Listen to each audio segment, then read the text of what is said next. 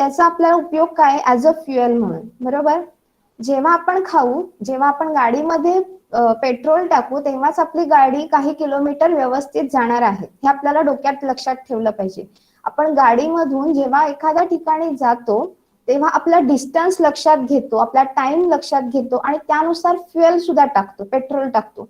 मला जायचंय 100 किलोमीटर आणि मी 1 लिटरचाच पेट्रोल मध्ये टाकलंय गाडीमध्ये आणि मला माझा गोल आहे 100 किलोमीटर जाण्याचं, तर ते पॉसिबल आहे का गाडीला? शक्य नाही. त्याचप्रमाणे सेम आपलं हेल्थ आहे, आपली बॉडी आहे, की मला किती हेल्दी राहायचंय, माझ्याकडून कुठली कुठली कामं करायची आहेत, मला माझी लाईफस्टाईल काय आहे, माझी ऍक्टिव्हिटी काय आहे, त्याप्रमाणे आपण आपलं खाणं म्हणजे फ्युएल घेणं गरजेचं आहे. तर प्रत्येक वेळी काही कन्सेप्ट आहेत त्या आपण क्लिअर करूया. आजचा वेबिनार हा थोडासा न्यूट्रिशन आणि बाहेरच्या गोष्टी म्हणजे आपलं लाईफस्टाईल इतकं चेंज झालंय की आपलं खाणं, वागणं, पिणं किंवा डिजिटल गोष्टी इतक्या आल्यात, म्हणा आता साधा रेफ्रिजरेटर, तर त्याही गोष्टीचा काय बॅड इफेक्ट होऊ शकतो किंवा आपलं अगदी लहान बाळापासून ते मोठ्या माणसांपर्यंतचा हा पूर्ण एक वेबिनार असणार की सगळ्यांवर न्यूट्रिशनचा एक वेगळ्याच लेवलवर इफेक्ट होत असतो, हे आपल्याला यातून कळेल. नेक्स्ट आहे ते म्हणजे 5 food group system. 5 food group system यासाठी त्याला म्हणतात की त्याच्यामध्ये 5 प्रकारचे टप्पे असतात. आता हा एक पिरामिड तुम्हाला सगळ्यांना दिसतोय, तर त्याच्यामध्ये सगळ्यात लास्ट दिसतोय का तुम्हाला सगळ्यांना हा पिरामिड? नाही मॅम, नाही दिसत आहे. नो मॅम, नाही दिसत आहे. स्लाइड चेंज नाही झाली, स्लाइड चेंज. आता झाली? No ma'am. नाही. नाही. No ma'am. ओके.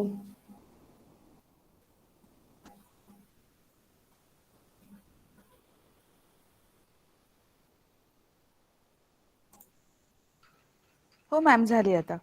आता झाली? ओके, ठीक हो आहे. हो. हा सगळ्यांना पिरामिड आता दिसतोय व्यवस्थित? तर त्याचा हो. शेप बघितला आपण, ओके, तर त्याचा शेप बघितला तर तो कसा आहे, खालून पूर्णपणे एक मोठा भाग आहे, त्याच्या वरती वरती वरती जे टप्पे आहेत ते अगदी निमुळते होत गेलेले आहेत. याचा अर्थ आपण कुठलाही पदार्थ खाताना त्याच टप्प्यानुसार खाणं गरजेचं आहे. आता याला 5 फूड ग्रुप सिस्टीम असं का म्हणतात, तर इथे 5 टप्पे आहेत. त्याच्यामधला पहिला टप्पा सगळ्यात मोठा आहे, तो म्हणजे राईस, म्हणजे त्याच्यामध्ये तृणधान्य येतात, आपली डाळी येतात, त्यानंतर नाचणी, बारी, ज्वारी, मका या सगळ्या गोष्टी येतात. आता हा इंडियन नसल्यामुळे त्यांनी ब्रेड दिलेला आहे, पण आपण हेल्दीचाच जास्त विचार करू, कारण बाहेरच्या देशामध्ये ब्रेड हा त्यांचा स्टेपल फूड म्हणून खाल्लं जातं, पण आपल्याकडे ब्रेड, नूडल्स वगैरे या गोष्टी आपण प्रेफर करत नाहीत. तर आपण भात, तांदूळ, नाचणीची भाकरी, चपाती, बटाटा ह्या सगळ्या गोष्टी आहेत त्या याच्यामध्ये येतात. त्यानंतर तसंच वरती गेलं तर आपल्याला 2 पोर्शन्स दिसतात, एक आहे फळं आणि एक आहेत भाज्या. तर दोघांचंही कन्झम्पशन आहे ते आपण सेम क्वांटिटीमध्ये करणं गरजेचं आहे. त्यापेक्षाही वरती आहे ते आहे चिकन, मटन, मासे, अंडी, दूध, दही, ताक वगैरे या गोष्टी. तर त्याचाही प्रमाण आहे ते वरती जसं जाऊ तसं कमी कमी होत गेलेलं आहे. आणि त्यानंतर सगळ्यात वरती टॉपला अगदी निमुळत्या भागामध्ये काय दिसतंय, तर तूप आहे, साखर आहे, मीठ आहे. आता याच्यावरून तुम्हाला एक अंदाज आला असेल की आपलं 5 फूड ग्रुप सिस्टीम प्रमाणे आपलं दररोजचं जेवण बनतं आहे का, ठीक आहे. आणि जर ते बनत नसेल तर आपल्या शरीरावर पूर्णपणे अपोजिट त्याचे इफेक्ट दिसायला लागतात, जसं की ओबेसिटी आहे, त्यानंतर खूप जास्त वेट वाढतं म्हणा, किंवा तर या गोष्टी आहेत त्या आपल्याला आढळून येतात. आता याचं एक सुंदर उदाहरण आपल्या प्रत्येकाच्या घरी, आता सपोज आपल्याकडे एक 10 माणसं पाहुणे आले घरी, तर आपली आई 10 वाट्या जर तांदूळ टाकत असेल भातासाठी, तर आमटीमध्ये 10 वाट्या तेल टाकते का? नाही टाकत. 10 वाट्या आमटीमध्ये मीठ टाकते का? नाही टाकत. म्हणजे 10 वाट्या राईस हा पोर्शन सगळ्यात खालच्या बाजूला जो मोठा दिलेला आहे त्यामध्ये राईस हा येतो, आणि मीठ आणि तेल, तूप, साखर, मीठ ह्या सगळ्यात वरच्या पोर्शन मध्ये म्हणजे निमुळता होत गेलाय तिथे येतो. म्हणजे प्रमाण हे कसं कमी जास्त होत गेलंय तुम्हाला लक्षात येईल. म्हणजे आपण कुठलाही पदार्थ टाकत असताना त्याचा प्रमाण, त्याचं अमाऊंट किती टाकणं गरजेचं आहे ते आपण नेहमी लक्षात घेतलं पाहिजे. आता याचा उलटा इफेक्ट म्हणजे काय, ज्यांना तेल, तूप, साखर, मीठ हे सगळ्यात जास्त खातात त्यांच्या पोटाचे घेर सुटलेले असतात, त्यांना डायबिटीज, प्रेशर, कार्डिओव्हास्क्युलर डिसीजेस किंवा सिंड्रोमॅटिक डिसीजेस, खूप सारे डिसीजेस त्यांना म्हणजे असतात. तर हा पिरॅमिड जेव्हा आपण फॉलो करू तेव्हा आपण एक हेल्दी राहणार आहोत, आपली बॉडी स्ट्रॉंग असणार आहे आणि आपण आपली हालचाल म्हणा, आपली जे हाईट आणि वेट हे जे काही बॅलन्स असणं गरजेचं आहे ते असणार आहे. अजून एक उदाहरण आपल्याला समजेल असं, जेव्हा आपण बुफेमध्ये जातो आणि त्याच्यामध्ये खूप सारे पदार्थ असे लाईनीत लावलेले असतात, जेव्हा आपण तिथे स्वतः घेतो, म्हणजे आपण स्वतः जेव्हा आपल्याला घेण्याची संधी मिळते तेव्हा आपण काय घेतो, आपल्याला न आवडणारा पदार्थ जास्त घेतो का? नाही, आवडणारा पदार्थ आपण जास्त घेतो. आता सपोज एखाद्याला भात आवडत नसेल आणि एखाद्याला लोणचं आवडत असेल, तर मग तो लोणचं किती घेतो बरं?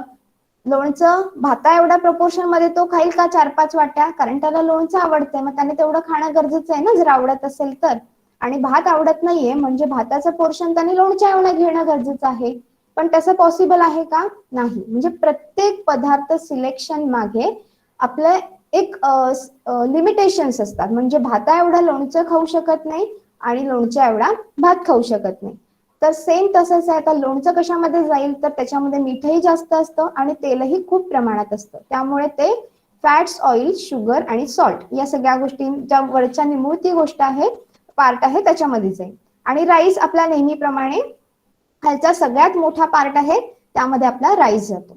आता अजून याच्यामध्ये काय आहे, तर आपण दिवसभरात जेवत असताना आपल्या ताटामध्ये ऍट ए टाइम भातही असतो आणि चपातीही असते, बरोबर? म्हणजे याच्यामध्ये आपण पूर्ण दिवसात एका वेळचं ताट जरी लक्षात घेतलं तरी भाताचे म्हणजे राईस जो मोठा पोर्शन आहे सगळ्यात शेवटला खाली, त्याच्यामधले आपण जास्त सर्विंग्स घेतो किंवा 2 चपाती 2 वेळा भात या पद्धतीने.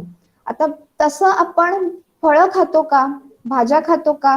नाही. म्हणजे आपण हल्लीच्या या जगामध्ये किंवा लाईफस्टाईल मध्ये आपण फळं भाज्या जास्त खातच नाही. फळं म्हणजे आजारी कधी पडू तेव्हा कोणी आणलं तर फळ खाल्लं जातंय, किंवा भाज्या आता रानभाज्या जर असतील आणि गावाकडे जवळ असेल तर आपण टाकळा म्हणा, भारंगी म्हणा, फोडशी म्हणा, अशा अनेक रानभाज्या आहेत त्या खाल्ल्या जातात. अदरवाईज आपण ब्लॉकमध्ये राहत असू, एक सिटीमध्ये राहत असू तर पालेभाज्या पण मिळणं मुश्किलीने होतं. तर ह्या सगळ्या गोष्टी आपण खात नाही व्यवस्थित, त्यामुळे आत्ताचं जे आपलं लाईफस्टाईल आहे ते खूप वेगळं आहे, त्यामुळे इम्पॅक्ट सुद्धा आहे तो खूप वेगळा होतो. त्यानंतर 5 फूड ग्रुप सिस्टीम मध्ये काय आहे, तर ही पूर्ण जी 5 प्रकार मी सांगितले, 5 जे आहेत ते, त्या 5ही प्रकारांमध्ये वेगवेगळे पदार्थ आपल्या दररोजच्या जेवणामध्ये असणं गरजेचं आहे. याचं कारण काय आहे, तर इथे सांगितलंय, no one food or food group supplies all the nutrients, fibres and other substance to the body need. म्हणजे आपल्याला बॉडीला जेवढं दररोजसाठी गरजेचं आहे तेवढं एखादाच पदार्थ देत नाही, किंवा या पूर्ण 5 फूड ग्रुप आहेत त्याच्यामधला एक फूड ग्रुप खाल्लाय म्हणजे मी भात आणि आमटीच खाल्लाय पूर्ण दिवसात, तरीही मला ते बॉडीला गरजेचे असलेले न्यूट्रिएंट्स, फायबर्स आणि बाकीचे पदार्थ मिळणार नाही. म्हणजे कंपल्सरी हे आहे की प्रत्येक दिवसामध्ये आपल्याला ह्या 5 फूड ग्रुप मधले प्रत्येक पदार्थ येणं गरजेचं आहे. त्यानंतर हे असं होत नाहीये म्हणून आपण प्रत्येक जणांमध्ये मी स्वतःला म्हणू शकते का I am a normal individual, I am fit, I am strong, असं आपण कधीच म्हणू शकत नाही, कारण आपण हे 5 फूड ग्रुप फॉलोच करत नाहीये. त्यामुळे एकतर HB कमी आहे, काही जणांची हाडं दुखतात, काही जणांना डायबिटीज, प्रेशरचा प्रॉब्लेम्स आहेत, काही जणांचं वेट खूपच वाढलंय, खूपच कमी होत आहे. ह्या सगळ्या गोष्टी आपण बघत असतो की आजूबाजूला असा एकही माणूस आपल्याला सापडणार नाही की जो फिट आहे, कारण आपण हा 5 फूड ग्रुपचा चार्ट किंवा सिस्टीम फॉलोच करत नाही. चिकनच्या वेळी खूप जण काय होतं, नॉनव्हेज असेल तर काही जण जास्त जेवतात, म्हणजे मला चिकनचा रस्सा असेल, सुकी मच्छी असेल म्हणतो, काही ठिकाणी ड्राय फिश यूज केले जातात खूप जास्त प्रमाणात, तेव्हाच ते जास्त जेवतात, बाकी इतर वेळी त्यांचं जेवण खूप कमी असतं. तर तसंही करून चालणार नाही. आपल्याला प्रत्येक दिवशी एक ठराविक असा अमाऊंट ठरलेली असते, तेवढेच कार्बोहायड्रेट गेले पाहिजेत, तेवढेच प्रोटीन्स गेले पाहिजेत आणि तेवढेच फॅट्स गेले पाहिजेत. आणि त्यानंतर मायक्रोन्युट्रिएंट सुद्धा आहेत, calcium, fat, calcium, vitamins, minerals, ह्या सुद्धा सगळ्या गोष्टी आहेत ज्या सुद्धा आपल्याला लक्षात घेणं गरजेचं आहे. दुसरा एक आहे ते म्हणजे balance diet should provide around 60 to 70% calories from carbohydrate. म्हणजे आपण कार्बोहायड्रेट सगळ्यात जास्त कशातून मिळतं आपल्याला, तर राईस, तृणधान्य म्हणा किंवा बटाटा आहे, त्यानंतर ज्वारी, बाजरी, चपाती, ह्या सगळ्या गोष्टी आहेत त्याच्यामधून आपल्याला 60 to 70% कॅलरीज मिळत असतात. त्यानंतर 10 to 12% कॅलरीज फ्रॉम प्रोटीन. आता प्रोटीनचे रिच काय काय घटक आहेत, तर चिकन, मटन, अंडी, मासे म्हणा, त्यानंतर आपली कडधान्य आणि डाळी. त्यानंतर 20 to 25% कॅलरीज फ्रॉम फॅट. आता फॅट हे आपल्याला मिळण्यासाठी आपल्याला तेल पिण्याची गरज आहे का? नाही. तूप खाण्याची गरज आहे का? नाही. म्हणजे नुसतं खाण्याची गरज नाहीये. तर 5 फूड ग्रुप सिस्टीम मधून जे आपण नेहमी खातो, जर आपण ते बॅलन्स खात असू तर आपल्याला ह्या सगळ्या गोष्टी आपणच मिळणार आहेत. त्यामुळे किती पर्सेंट साठी काय खाणं गरजेचं आहे यापेक्षा हा तुम्ही पिरॅमिड जर फॉलो केलात तर सगळ्यात जास्त तुम्हाला इफेक्ट त्याचा होणार आहे. नेक्स्ट स्लाइड चेंज झालीये का? नाही. ओके झालीये मॅम. ओके, ठीक. प्रिन्सिपल ऑफ प्लॅनिंग डाएट, या स्लाइड दिसतीये? Yes ma'am. Okay. Yes ma'am. Principle of planning diet याच्यामध्ये आपल्याला काही ठराविक गोष्टी प्रत्येक पदार्थ बनवताना लक्षात घ्यायच्या असतात. आणि खूप वेळा आपण ह्यात चुका करतो की आपण फक्त जेवण, आज काय बनवायचं, चला पिठलं भात बनलं, विषय संपला, टाइम निघून गेला. त्यानंतर आज संध्याकाळी काहीच काम नाही करावं असं वाटतं, ते खिचडी बनवली, झालं. म्हणजे आपण कुठलाही पदार्थ करत असताना आपण त्याच्याकडे कधी लक्ष देत नाही की आपण हा पदार्थ कसा सिलेक्ट करायचा, काय करायचा, त्यानंतर कुठला पदार्थ त्याच्या जास्त अमाऊंट मध्ये टाकला पाहिजे, कुठला कमी अमाऊंट मध्ये टाकला पाहिजे, किंवा या सगळ्या गोष्टी आहेत त्या आपण लक्षात घेणं गरजेचं आहे जेव्हा आपण एक डाएट प्लॅनिंग करतो. डाएट प्लॅनिंग याच्यासाठी की मगाशी सांगितलं तसं प्रत्येक 5 फूड ग्रुप सिस्टीम आहे जी, त्याच्यामधली ती सगळे पदार्थ आपले पूर्ण दिवसामध्ये कंझ्युम झालेच पाहिजे, हे सगळ्यात कंपल्सरी आहे. आता हा शेवटचा जो शब्द आहे डाएट, हा या आत्ताच्या लाईफ मध्ये खूप महत्वाचा आहे. तर डाएट, आता डाएट हा शब्द याच्यावर आपण थोडासा भर टाकू आणि त्यानंतर डाएट प्लॅनिंगचे काय रूल्स आहेत ते आपण बघूया. डाएट म्हणजे काय, तर खूप जणांची एक गैरसमज आहे, लेस ईट, स्किप मील, आणि एक सगळ्यात महत्वाचा, मला डाएट सांगितलंय म्हणजे मला पथ्य सांगितलंय, बरोबर? तर डाएट म्हणजे पथ्य नाहीये, तुम्ही कमी खा, तुम्ही उपाशी राहा असा त्याचा अजिबात अर्थ नाही. मी खूप ठिकाणी कार्यक्रमासाठी जाते, खूप ठिकाणी वेबिनार्स, लेक्चर्स घेते, इथे मी हा मुद्दामून आवर्जून याचा उच्चार करते, कारण डाएट ही गोष्ट इतकी आता फॅड बनलंय याचं की हे चुकीचं आपल्याला कन्वे केलं जाते. डाएट म्हणजे अजिबात तुम्ही कमी खा नाहीये, अजिबात उपाशी राहा असं नाहीये. पथ्य म्हणजे काय, तर हा आपण एक पॉझिटिव्ह वेने, म्हणजे इथे मी तुम्हाला दाखवलं की डाएट हा शब्द ग्रीन मध्ये मुद्दामून लिहिलाय आणि इट लेस, स्किप मील आणि पथ्य या सगळ्या 3 गोष्टी आहेत त्या रेड मध्ये लिहिल्यात, कारण डाएटला आपण ह्या सगळ्या गोष्टी वाईट गोष्टींमुळे चुकीचं ठरवलंय. तर डाएट म्हणजे अजिबात पथ्य नाही, ती एक चांगली गोष्ट आहे, चांगली संकल्पना आहे. तर एक इंडिव्हिज्युअल जो एक हेल्दी असतो त्याच्यासाठी 5 फूड ग्रुप सिस्टीम हे खाणं व्यवस्थित गरजेचं आहे. त्याच्यामधूनही तो एक 5 फूड ग्रुप सिस्टीम पाळणं हा एक डाएटच आहे. डाएट म्हणजे आपण चांगलं खाऊ शकतो, एखाद्याला डायबिटीस आहे तर तो याचा विचार करत राहतो की अरे मला भात बंद करायला सांगितलाय, मला तांदूळच खायचे नाहीयेत, मला बटाटाच खायचा नाहीये, साबुदाणे खाऊ नका सांगितलं. तो इतक्या निगेटिव्ह विचारामध्ये जातो की डॉक्टरांनी काय बंद करायला सांगितलं यावर तो भर देतो. परंतु आपण काय खाऊ शकतो याचाही विचार करणं तेवढंच गरजेचं आहे. इनफॅक्ट तू भात बंद केला असेल तरी तुला भाकरी, नाचणी, ज्वारी, बाजरी या सगळे ऑप्शन्स तुला ओपन आहेत.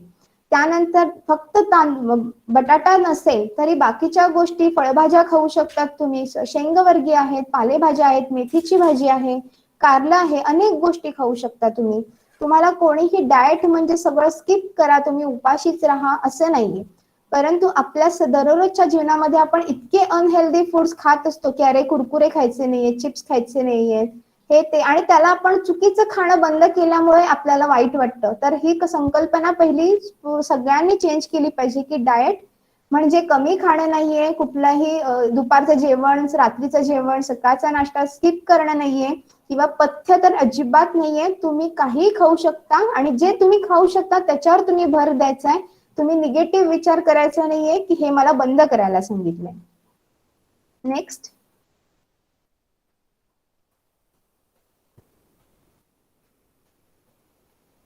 आता डाएट हा तर संकल्पना आपण बघितली, पण आता हे काय आहे तर स्लिम और झिरो फिगर वर्सेस फिट. तर ही संकल्पना सगळ्यात महत्वाची आहे आत्तासाठी, कारण आपण इतके चेंज झालो आपल्या लाईफस्टाईल प्रमाणे की आपण खाणं पिणं आपल्याला काय गरजेचं आहे, काय खाल्लं पाहिजे हा विचारच करत नाही. आपण सिरियल्स किंवा पिक्चर्स म्हणा आपण सगळे बघतो आणि त्याच्यामधून ती हिरोईन कशी दिसत होती, तो हिरो कसा दिसत होता, एकदम ती हिरोईन स्लिम होती, मला तिच्यासारखी झिरो फिगर करायचे. तर आपण या सगळ्या गोष्टींचा विचार करतो आणि हे अतिशय चुकीचं आहे. आता स्लिम आणि फिट याच्यामध्ये सगळ्यात महत्वाचं काय आहे तर आपण फिट असणं, ना की आपण स्लिम किंवा झिरो फिगर असणं. आता ही झिरो फिगरची मी एक जी चित्र सेंड केलंय, पाठवलंय, तर त्याच्यामध्ये जर मी हिला सांगितलं की तू घरची सगळी कपडे भांडी कर, किंवा आपल्या गावाकडे काही जण शेण सारवतात, नदीवर जाऊन कपडे धुतात, विहिरीवरचं पाणी राटाने काढतात, तर अशा गोष्टी ह्या स्लिम किंवा झिरो फिगर वालीला सांगितलं तर ती करू शकते का? नाही. कारण आपले सिरियल्स किंवा पिक्चर्स त्याच्यामध्ये त्यांचं प्रोफेशन फार वेगळं आहे. आपण त्यांना फॉलो करणं अतिशय चुकीचं आहे, यासाठी की माझी स्लिम बॉडी झाली पाहिजे, माझी झिरो फिगर झाली पाहिजे. दुसऱ्या साईडला एक फिट दाखवले. फिट म्हणजे काय आहे तर आपण आपल्या दैनंदिन जीवनाप्रमाणे आपल्या स्वतःला मेंटेन करणं आणि फिट राहणं, हेल्दी राहणं. आपले सगळी कामं आपण स्वतःची स्वतः करतो. आपली आई आपलं सगळं घर सांभाळते, शिवाय सगळ्यांचं खाणं पिणं सगळ्या गोष्टी एकदम व्यवस्थित हँडल करते, तर ती म्हणजे एक फिट आहे. म्हणजे फक्त आपण जर झिरो फिगर म्हणजे अगदी शेप मध्ये असणं वगैरे ह्या गोष्टींना आपण फिट समजत होतो, ती ही संकल्पना फार चुकीची आहे की स्लिम असणं. तर आपल्याला सगळ्यांना एक लक्षात ठेवायचे की आपण स्लिम नसलो तरीही चालेल, आपली झिरो फिगर नसली तरीही चालेल, आपण फिट असणं गरजेचं आहे. आणि आपल्याला कोणीही कुठलंही काम सांगितलं, जबाबदारी दिली तर ती तेवढ्याच ताकदीने आपल्याला पेलायला आली पाहिजे, हे आपल्या सगळ्यात महत्वाची गोष्ट आहे. त्यानंतर आता मगाशी म्हणाले तसं की मेनू प्लॅनिंग डाएटचं काय पॉइंट्स आहेत ज्याने आपण एक ताट आहे ते डिझाईन करू शकतो. पहिलं आहे ते म्हणजे मीटिंग न्यूट्रिशनल रिक्वायरमेंट. आता पहिल्यांदा कुठलाही पदार्थ बनवत असताना, मग तो साधा उपमा उपीट किंवा कांदा पोहे का असेना, किंवा अगदी एक जेवणाचं पूर्ण थाळी भरलेलं ताट, कोणताही पदार्थ एक सिंगल असला तरीही प्रत्येक वेळी हा पहिला विचार करणं गरजेचं आहे की त्याच्यामधून आपल्याला न्यूट्रिशनल रिक्वायरमेंट भेटतीये की नाही आणि ती किती आहे. ठीक आहे. आता याच्यासाठी कुठलं कॅल्क्युलेशन करायची गरज नाहीये. अर्थातच जर तुमच्या समोर लेसचं पाकिट असेल किंवा एक फ्रेंच फ्राईज वगैरे असतील आणि एक चपाती असेल, तर अर्थातच आपल्याला कळेल की न्यूट्रिशनल व्हॅल्यू सगळ्यात जास्त कशात असतात तर चपातीत असतात. त्यासाठी कॅल्क्युलेशन्सची गरज नाहीये की तुम्ही किती प्रोटीन चिप्स मधून मिळतात, किती प्रोटीन चपातीतून मिळतात, हे करण्याची गरज नाही. सिंपल लॉजिक लावायचे की काय हेल्दी असेल आणि त्याप्रमाणे आपण त्याची निवड करायची. दुसरं आहे meal pattern must fulfil family needs. म्हणजे प्रत्येक पदार्थ बनवताना आपल्या पूर्ण फॅमिलीचा विचार करून त्याची अमाऊंट ठरवली गेली पाहिजे. खूप जास्तही बनलं नाही गेलं पाहिजे आणि खूप कमीही नाही. कोणी उपाशी पण नाही राहिलं पाहिजे आणि एखाद्याला एखादा पदार्थ आवडतोय म्हणून त्याने जास्तच खाल्ला आणि एखाद्याला पुरलंच नाही असं होता कामा नाहीये. Meal planning should save time and energy.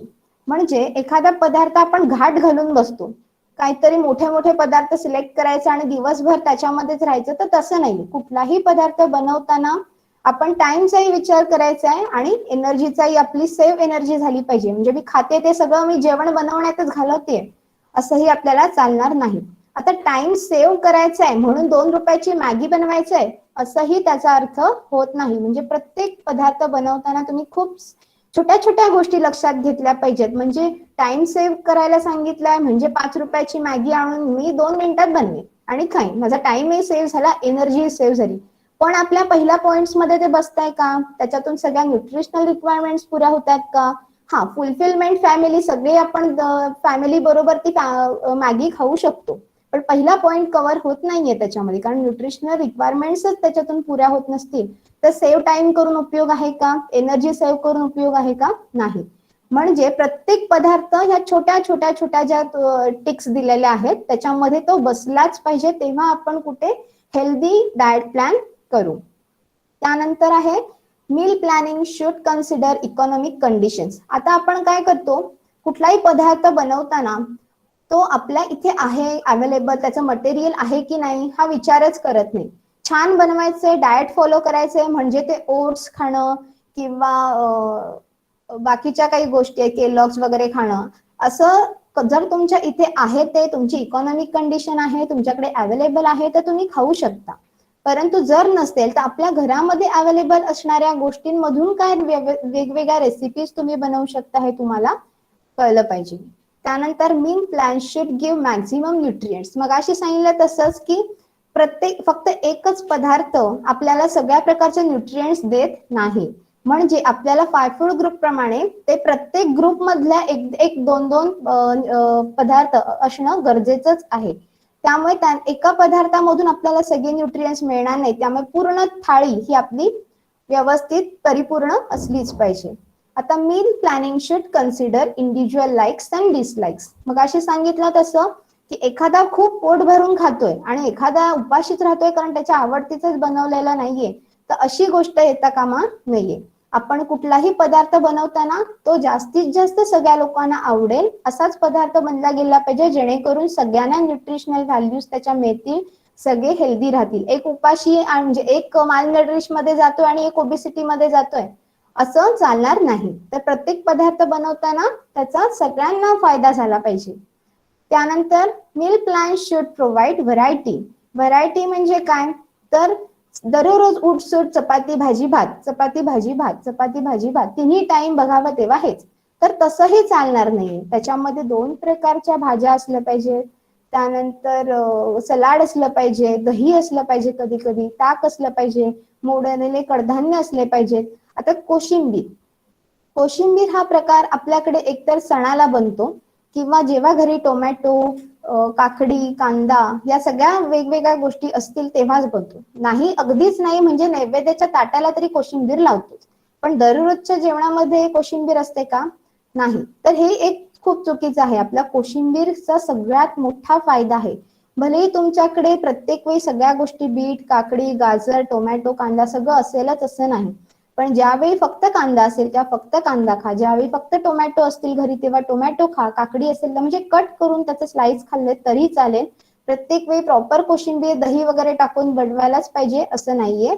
In fact जास्त तुम्हाला फायदा कट केलेल्या स्लाइड्सचाच होईल, म्हणजे तुम्ही जे स्लाइस कट करून खाल त्याचाच जास्त फायदा होईल ऍज कम्पेअर्ड टू तुम्ही दही, त्या कोशिंबिरीचं शेंगदाण्याचं कूट वगैरे टाकून जेव्हा प्रॉपर एक कोशिंबीर बनवतो आपण, तर त्याच्यापेक्षाही जास्त दररोजचं खाणं असेल आपलं कोशिंबीर, सलाड वगैरे, तर त्याचा जास्त फायदा होतो. त्यानंतर meal plan should provide varieties. झालं. मील शुड गिव्ह सटायटी, म्हणजे आपल्याला समाधान मिळालं पाहिजे. आपण जे खातो त्याचं आपल्याला समाधान असलं पाहिजे. नाक मुरडून खाल्लं किंवा नावं ठेवून खाल्लं तरीही आपल्याला ते व्यवस्थित पचत नाही इन द सेन्स आपल्या शरीरालाच ते लागत नाही, कारण आपण त्याला नावं ठेवून खाल्लेलं असतं. म्हणून त्याला कुठल्याही गोष्टी खाताना आपलं समाधान असलं गरजेचं आहे. Menu should include locally available foods. आता आपण कुठलाही पदार्थ बनवताना अगदी तो डीमार्ट मधून आणलाच पाहिजे, बाहेरून कुठून लांबून आणला पाहिजे किंवा ऑनलाईन मागवला पाहिजे असं काही नाही. आपल्या आजूबाजूला जे काही विकत भेटतं किंवा आपल्या आजूबाजूच्या घरी रानभाज्या आहेत त्या आपल्या इथे आजूबाजूला मिळतात, पावसाळ्यात तर त्याचा सीझनच आहे. तर या सगळ्या गोष्टी म्हणजे आपल्याकडे लोकली काय अवेलेबल आहे ते घेऊन जास्तीत जास्त मेन्यूज प्लॅन केले पाहिजे. आता जर इथे अवोकाडो मिळत नाही किंवा ड्रॅगन फ्रुट्स मिळत नाही आणि ते जर मी मागवलं तर अर्थातच त्याची प्राइस खूप जास्त असणार. त्यामुळे मेन्यू प्लॅनिंग म्हणजे खूप हायफाय किंवा खूप प्राइस असलेलं, खूप जास्त महाग असलेलाच पदार्थ फळं खाणं गरजेचं आहे असं काही नाहीये. तुम्ही आपल्या इथे शेजारी जे काही मिळतं ते तुम्ही खाऊ शकता. Meals should include healthy foods. आता हे लास्टचं खूप महत्वाचं आहे की कुठलाही मेन्यू असेल किंवा मील असेल तरी त्याच्यामध्ये सगळे पदार्थ जे आहेत ते हेल्दीच असणं गरजेचं आहे. तर या सगळे आपले टॉपिक्स होते ज्याच्यामुळे आपण हेल्दी एक प्लॅनिंग करतो. आता मेन टॉपिक 5 फूड ग्रुप नंतरचा जो आहे तो म्हणजे पाणी. पाणी सगळ्यात जास्त महत्वाचं असतं, कारण आपल्याला खूप साऱ्या गोष्टी आपल्या शरीरामध्ये बॉडीमध्ये चालू असतात की ज्या डिपेंड्स ऑन वॉटर. आता याच्यामध्येही आपण खूप आळस करतो. सकाळी उठलोय त्यानंतर आपण पाणी पितो ना पितो, कधी तहान लागली तर आठवलं तर, बाहेर गेलो आणि पाण्याची बॉटल विसरली तर तीही आपणला राहून जातं. आणि काय काय जणांची एक सवय असते की रात्री झोपताना पाणी मुद्दामून कमी प्यायचं, कारण एकदा झोपलो आपण की आपल्याला उठायला झोपेत कोण उठणार साखर झोपेत, त्यापेक्षा पाणी कमी प्यायलेलं चांगलं, असं करून पाणी आपण कमी पितो. तर ही गोष्ट सुद्धा टोटली चुकीची आहे. आपल्याला पाणी सगळ्यात जास्त पिणं गरजेचं आहे. त्यानंतर पाणी खूप जास्त प्यायल्याने कुठलेही साईड इफेक्ट होतात असंही काही नाहीये. आणि वॉशरूमला जाणं म्हणजे युरिनला जाणं ही गोष्ट वाईट आहे असंही नाही, ही गोष्ट चांगली आहे, कारण त्याच्यामधून आपण टॉक्सिक पदार्थच बाहेर टाकत असतो. आता कोणाला आवडेल की आपल्या शरीरामध्ये खराब पदार्थ साठवून ठेवायला, त्यामुळे युरिनला होत असेल सारखी तर त्यासाठी घाबरण्याची कारण नाही. पाणी खूप पिणं गरजेचं आहे. आता काही बेनिफिट्स आहेत जसे की हेल्थला सपोर्ट करते, हार्ट चांगलं होतंय, सर्क्युलेशन चांगलं होतंय. त्यानंतर वेस्ट रिमूव्हल असं सांगितलं की युरिनला जाणं म्हणजे वेस्ट रिमूव्हल आहे. टॉक्सिक पदार्थ बाहेर टाकले जातात. त्यानंतर आपले असे अनेक न्यूट्रिएंट्स आहेत जे वॉटर सोल्युबल आहेत.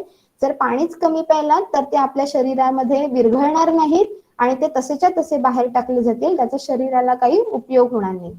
त्यानंतर न्यूट्रिशन इन्क्रीज एनर्जी अँड ॲथलेट्स, म्हणजे आपल्या शरीरामध्ये एक पाण्याची जी एनर्जी आहे, म्हणजे आपण थकलो की लगेच पाणी पितो आणि आपल्याला बरं वाटतं, तर तेही आहे की आपल्याला लगेच रिफ्रेश करण्यासाठी त्याच्यामध्ये काही तुम्ही ऍड करायची गरज नाही, ते असंच पहिलं तरी आपण लगेच रिफ्रेश होतो, ताजेतवाने होतो. त्यानंतर सपोर्ट्स वेट हेल्दी लॉस, त्या म्हणजे जर एखाद्याला वेट लॉस करायचा असेल तर तुम्ही पाण्याचं कन्झम्पशन आहे ते वाढवा. शिवाय जेवणाच्या आधी एक तांब्याभर जरी तुम्ही पाणी प्यायलात आणि त्यानंतर जेवायला बसलात एक 15-20 मिनिटांनी, तरीही तुमचा वेट लॉस हे लवकर होणार आहे. आता याचं कारण काय आहे, तर आपण वेट लॉस साठी 2 गोष्टींचं सजेशन देतो. एक आहे ते म्हणजे पाणी आणि दुसरं आहे ते म्हणजे एक पूर्ण मोठा बाउल भरलेला सलाड. पाणी कशासाठी, तर पाणी जर आपण जेवणाच्या आधी प्यायलं तर आपलं निम्म पोट आहे ते पाण्याने फुल होतं.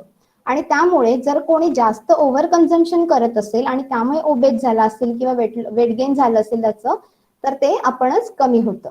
दुसरी गोष्ट सलाड. आता सलाड हे सेम आहे की 30% पोट आहे ते आपण सलाडने भरणं गरजेचं आहे.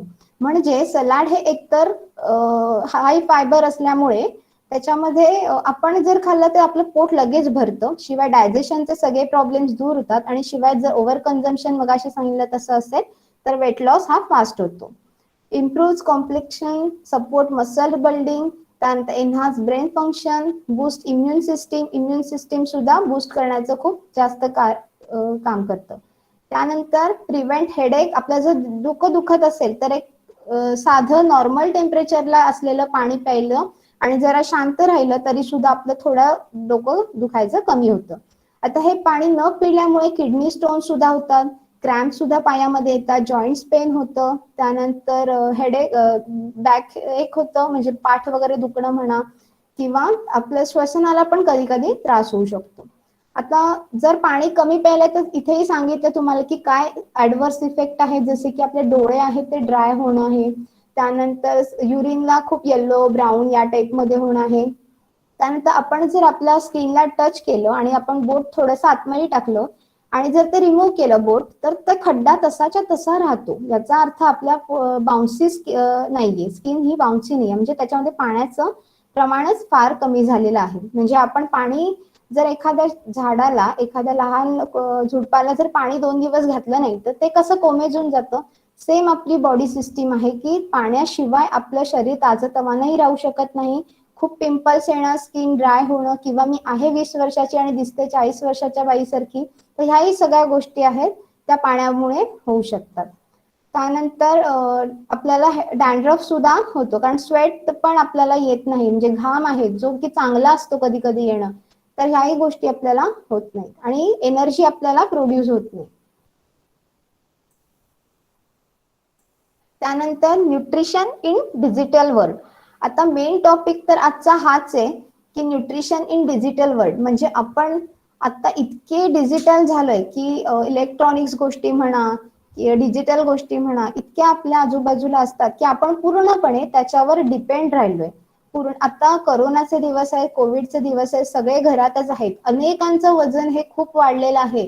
तर ह्या सगळ्या गोष्टी काय इफेक्ट करतात आपल्यावर, तर त्याचं पहिलं कारण आहे, काहीच गोष्टी इथे मांडलेल्या आहेत, जसं की ऑनलाईन फूड ऑर्डर आणि फूड डिलिव्हरी ऍप. आता तुम्हाला आजूबाजूला तर असे खूप सारे ऍप असतील, खूप सारे ऑनलाईन फूड देणारे कंपनीज असतील. तर आता याच्यामुळे आपल्या शरीरावर इतका वाईट परिणाम होतो, आपली हेल्थवर इतका इम्पॅक्ट बॅड होतो की आपल्याला कळतही नाही. आणि फूड ही अशी गोष्ट आहे की एक स्लो पॉइझनिंग, चुकीचं फूड खाणं म्हणजे एक स्लो पॉइझनिंग असण्यासारखंच आहे. म्हणजे मी आता पिझ्झा खाल्लाय, मला काहीही त्रास होणार नाही, पण काही वर्षांनी मी जेव्हा मोठी होईल, माझं वय वाढेल, जेव्हा 50 क्रॉस करेन, 50, आता आधीचं वय 50 होतं. हॅलो, 50 वय आधी होतं, म्हणजे एखादं व्यवस्थित, पण आताच डिसीज खूप अलीकडे आलेले आहेत. म्हणजे अगदी लहान लहान मुलांना सुद्धा खूप त्रास होतोय, किंवा आता डायबिटीसचं प्रमाण जवळजवळ 30 नंतरच स्टार्ट झाले, 30 नंतर पण नाही, खूप अलीकडे ते स्टार्ट झालंय. म्हणजे इतके बॅड इफेक्ट आपल्याला न्यूट्रिशनचे दिसतात जेव्हा आपण चुकीचं खातो. त्यामुळे बॅड किंवा चुकीचं खाणं हे एक स्लो पॉइझनिंग सारखंच आहे. त्यानंतर ऑनलाईन फूड आणि फूड डिलिव्हरी ऍप याच्यामध्ये एक रिसर्च झाला होता अमेरिकेमध्ये, आणि त्यांनी तो रिसर्च केलाय food delivery apps and negative health impact of Americans. आता अमेरिका आणि आपलं कम्पॅरिझन एवढं होत नाही, पण हळूहळू ह्या गोष्टी आपल्याकडे पुढे पुढे येत आहेत. करोनामध्ये तर ह्या गोष्टी चालूच झालेल्या आहेत. त्यामुळे जर तुम्हाला आतापासूनच त्या गोष्टींचे बॅड इफेक्ट सांगितले तर कदाचित होणारी आपली पुढची पिढी म्हणा, किंवा आतापासूनच आपण थोडेसे अवेअर राहू. तर त्यांना त्याच्यामध्ये काय फाइंडिंग्स मिळाले, the frequency of eating food from outside of the home is positively associated with a high body mass index. म्हणजे ज्यांनी ह्या ऍप वगैरे यूज केलेत किंवा ऑनलाईन फूड ऑर्डर्स केलेत, तर त्यांच्यामध्ये असं दिसलं की त्यांचं बॉडी आणि वेट रेशिओ आहे तो खूपच हाय आलेला आहे. याचा अर्थ त्यांचं हाईट ला वेट मॅचच होत नाही, म्हणजे ते एक तर ओबेज आहेत, ओव्हरवेट आहेत, असं त्यांना फाइंडिंग्स मिळालेले आहेत. आणि त्याच्यामध्ये सगळ्यात जास्त कॉन्ट्रीब्युशन हे इटिंग फूड्स फ्रॉम आउटसाइड, म्हणजे घरात बनवलेल्यापेक्षाही बाहेरचं खाणं इतकं आहे की त्याच्यामुळे हे इफेक्ट्स दिसलेले आहेत. when considering the increasing prevalence rates for when considering, माझा आवाज येतोय? हो मॅम येतोय. Okay. When considering the increasing prevalence rates for overweight and obesity in US, the effect of digital food delivery app could be the great concern. याचा अर्थ इथे त्यांनी जेव्हा फाइंडिंग्स बघितल्या आणि जेव्हा त्यांनी ऑब्झर्व केलं की ओबेसिटी आणि ओव्हरवेट याचं नक्की कारण काय आहे, तेव्हा त्यांना हे समजलं की डिजिटल फूड डिलिव्हरी ऍप आहे, किंवा ऑनलाईन फूड आहे, किंवा घरापेक्षाही जास्त बाहेर बनवलेलं खाणं थोडक्यात. तर यामुळे ह्याचं सगळ्याचं कारण हे आहे. त्यातले 63% of food delivery apps are use majority youth adults age 19 to 29 years of age. म्हणजे याच्यामध्ये सगळे युथ आहेत जे की ऑनलाईन डिजिटलनेस यांच्या इतक्या कमी वयापासूनच यूज केला जातोय की 63% हे सगळे युथ आहेत. म्हणजे आपण किती अवेअर राहणं गरजेचं आहे की आपल्याला खूप छान वाटते की चला आज पार्टी ऑनलाईन काहीतरी ऑर्डर करूया, चला आज घरी काही बनवावं असं वाटत नाही, ऑनलाईन काहीतरी घेऊन येऊया. तर ह्या सगळ्या गोष्टी इतक्या आपल्याला हळूहळू त्रास देणार आहेत आणि आपल्याला ते नकळत होणार आहे, आपल्याला माहितही नाही. आता क्षणिक आनंद मिळतो की ऑनलाईन सगळ्यांनी काहीतरी मागवलं, एकत्र खाल्लंय, पण त्याचे इतके बॅड इफेक्ट्स आहेत की हळूहळू ते आपल्याला दिसायला सुरुवात होणार आहे. त्यामुळे कधीही बाहेरचं खाण्यापेक्षा आपण घरी साधंसं जे काही बनवाल ते घरचं सगळ्यात जास्त खाणं गरजेचं आहे. आता प्रत्येक वेळी घरचंच हवंय असं नाही, एकदा टेस्ट चेंज वाटली कधी तर तुम्ही कधीतरी खाऊ शकता, परंतु नेहमी त्याच्यावर डिपेंड राहणं खूप चुकीचं आहे. नेक्स्ट आहे using mobile while eating and engage small children with TV feeding food. मतलब जेव्हा आपण आता मोठ्यांचंच बघूया, मोठे जेव्हा एकत्र असतात तेव्हा ते निम्म्यापेक्षा जास्त वेळा जेवणाकडे लक्ष न देता मोबाईलवरच असतात, म्हणजे मोबाईलकडे बघत बघतच ते आपलं खाणं चालू असतं. आता याचा बॅड इफेक्ट काय होतो, तर ते एकतर किती खातायत हे त्यांनाच कळत नाही आणि मोबाईलमध्ये आपण इतके तासनतास रमलेलो असतो की आपण जेवढे वेळ मोबाईलवर आहोत तेवढे तास आपण खातच राहतो. म्हणजे याचा ऍडव्हर्स इफेक्ट हा आहे की इटिंग टू मच और लेस इटिंग. म्हणजे एकतर आपण त्याच्यामध्ये खूप खातो मोबाईलवर यूज करता करता, किंवा एकतर आपण मोबाईलला पहिला प्रेफरन्स देतो आणि आपण फूड मधून डिस्ट्रॅक्शन होतो. त्यानंतर eating too much can leads to obesity. अर्थातच जर आपण जास्त खाल्लं तर आपल्याला ओव्हरवेट होणार आहे किंवा ओबेसिटी होणार आहे आणि नंतरचे बाकीचे प्रॉब्लेम्स होणार आहेत. त्यानंतर नॉट च्युइंग प्रॉपरली, म्हणजे आपण फोनमध्ये असलो की आपण चावतोय किती, नक्की 32 वेळा घास चावून खातोय का, हा आपण विचारही करत नाही. 32 तर असं रेग्युलर पण आपण 32 खातो, 32 वेळा चावून खातो असा प्रश्न नाहीये, पण ऍटलिस्ट आपण व्यवस्थित खातोय का, आपण त्याची चव घेतोय का, ह्याचा आपण काही विचार करत नाही. त्यानंतर lack of interaction with family members. हा सगळ्यात महत्वाचा प्रश्न आहे की आता सगळ्यांचं शेड्यूल इतकं मोठं आणि बिझी झालेलं आहे की त्याच्यामधून तसाही फॅमिलीला स्पेसिफिक टाइम आपण नाही देत. तर ऍटलिस्ट एक लंच म्हणा, डिनर म्हणा, किंवा एक छोटंसं मील काही करत असू आपण, तेव्हा आपण त्यांच्या बरोबर जर खाल्लं तर 2 घास आपण जास्त खाऊ, ते फूड एन्जॉय करू, त्याची टेस्ट घेऊ, व्यवस्थित सॅटिस्फॅक्शन मिळेल आपल्याला, शिवाय इंटरॅक्शन विथ फॅमिली मेंबर सुद्धा खूप छान होईल.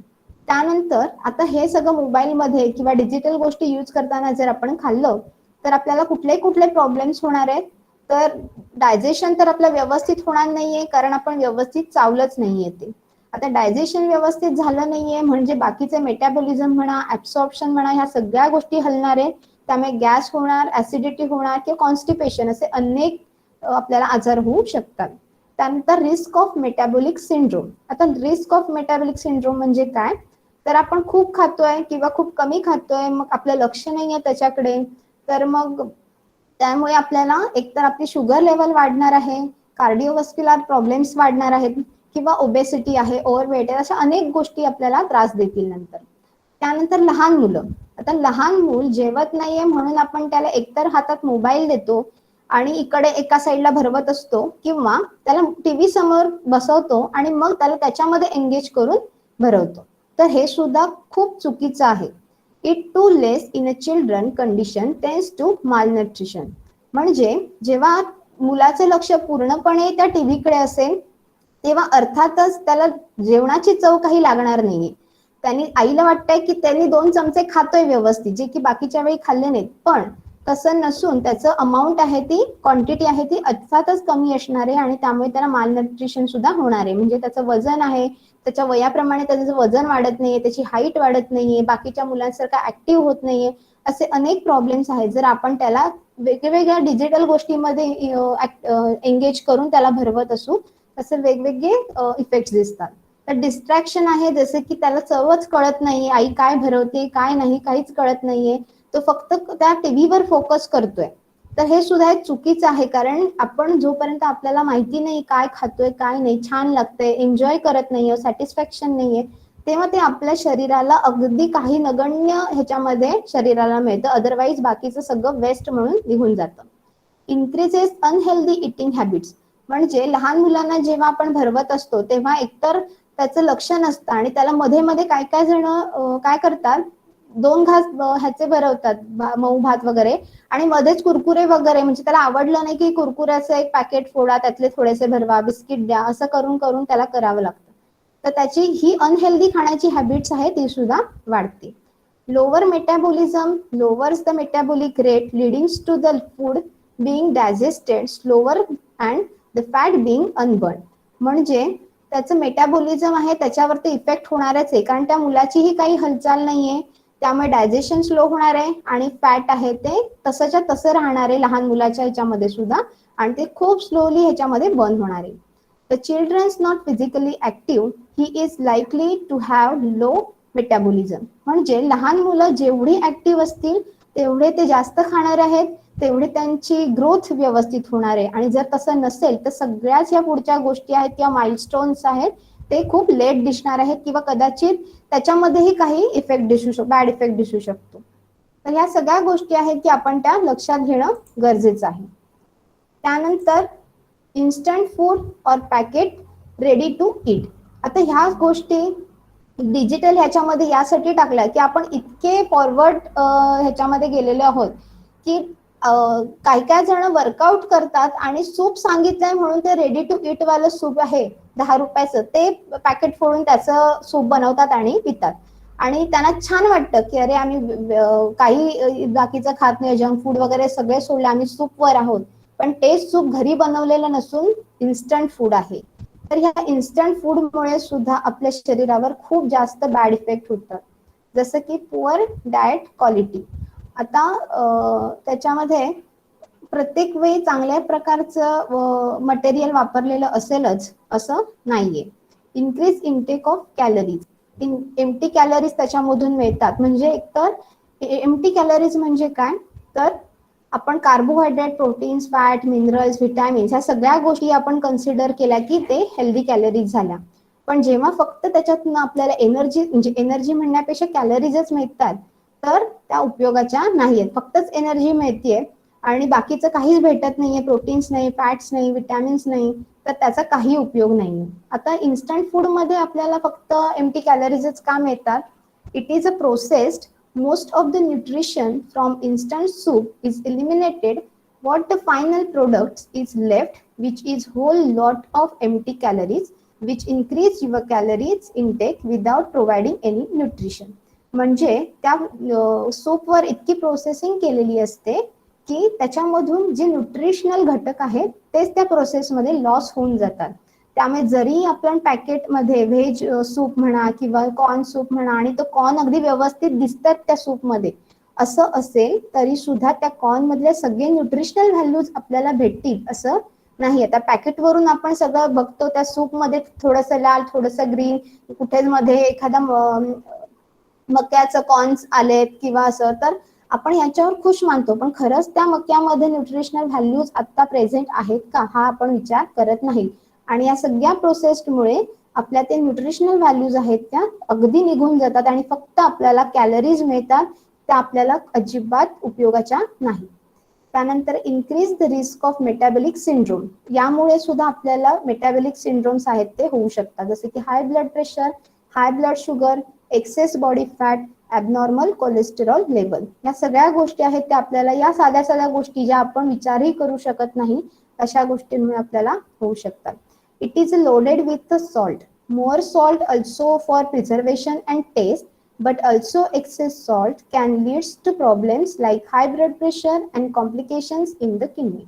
म्हणजे त्याच्यामध्ये आपण बघितलं, कधी ऑब्झर्व केलं असेल, तर जे प्रिझर्व फूड आहे त्याच्यामध्ये खूप जास्त प्रमाणात मीठ असतं आणि ते आपल्याला असं सांगतात जेव्हा की ह्याच्यामध्ये मीठ ऑलरेडी आहे त्यामुळे तुम्ही जेवणामध्ये मीठ टाकू नका.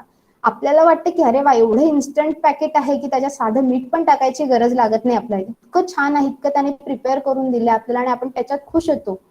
पण त्याचे आपल्या शरीराला किती बॅड इफेक्ट्स होतात ह्याचा आपण विचार करतो का? कधी नाही. तर ते प्रिझर्वेशन साठी सुद्धा असतात, ते टेस्ट साठी सुद्धा असतात, पण ते इतके सॉल्ट, त्याच्या अमाऊंट, सॉल्टची अमाऊंट त्या पदार्थामध्ये टाकलेली असते की आपल्या शरीराला इतके त्याचे वाईट परिणाम होतात. आपलं किडनीला प्रॉब्लेम होतो म्हणा किंवा ब्लड प्रेशर साठी पण ते खूप घातक आहे. तर आपण ह्या सगळ्या छोट्या छोट्या गोष्टी आहेत त्या बघितल्या. नेक्स्ट आहे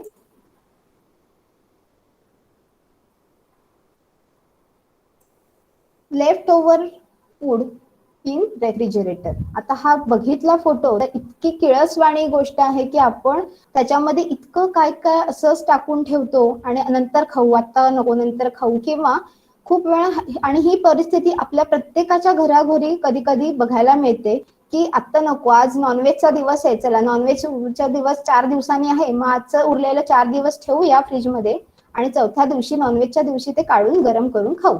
असं आपण खूप जण करतो. तर हे इतकं चुकीचं आहे, असं करणं खूप चुकीचं आहे, कारण आपल्या हेल्थवर त्याचा इतका बॅड इफेक्ट होत असतो की आपण विचारही करू शकत नाही.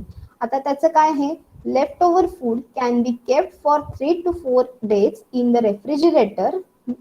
Must make sure that you it them within that time. म्हणजे प्रत्येक पदार्थाचा एक शेल्फ लाईफ ठरलेली असते. त्यापेक्षा जर जास्त आपण ठेवलं तर अर्थातच त्याच्यामध्ये पॉइझन म्हणा किंवा ते खराब होण्याची शक्यता असते. If the food kept for a longer time and the consume it could lose its nutritional value and also it could lead to some problems like food poisoning and indigestion. म्हणजे आपण त्या शेल्फ लाईफ संपल्यानंतर सुद्धा प्रत्येक वेळी गरम गरम करून ते खातोय, त्यातलं परत उरलं तर परत फ्रीजमध्ये ठेवून देतोय. तर या सगळ्या गोष्टींमुळे जी ती हेल्दी गोष्ट आहे ती अनहेल्दी होऊन जाते, त्यातल्या सगळ्या न्यूट्रिशनल व्हॅल्यूज निघून जातात. शिवाय आपल्याला फूड पॉइझनिंग सुद्धा होऊ शकतं आणि आपल्याला इनडायजेशन सुद्धा होऊ शकतं. त्यामुळे हा जो मेन घटक आहे की एकवार आपण ऑनलाईन फूड प्रत्येक वेळी मागवू असं नाही, आपण इन्स्टंट फूड प्रत्येक वेळी खाऊ असं नाही, पण ही सगळ्यात मोठी गोष्ट आहे की लेफ्ट ओव्हर फूड आपण फ्रीजमध्ये ठेवतो. तर हे असं न करता 1-2 दिवस ठीक आहे, ते प्रत्येक वेळी झाकून व्यवस्थित ठेवायचं, त्याची शेल्फ लाईफ किती आहे, ते किती दिवस टिकू शकतं याचा विचार करायचा. किंवा सिंपल बनवतानाच किती प्रमाणात बनलं पाहिजे, उरणार तर नाही ना, की उरलं तर ते 1 ते 2 दिवसामध्ये संपवणं गरजेचं आहे.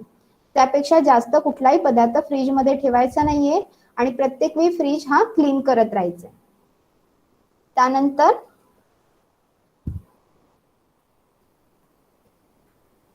पुढे आहे digital world also affect physical activity and physical fitness. आता एक याच्यामध्ये फोटो दिसतोय की एक लहान मुलीला आई भरवते, तीही एका एक नेचरच्या ह्याच्यामध्ये. तर आपण पहिल्यांदा जर बघितलं असेल तर आताच्या डिजिटल ह्याच्यामध्ये आई मुलाला समोर ठेवते आणि टीव्ही समोर आणि भरवते.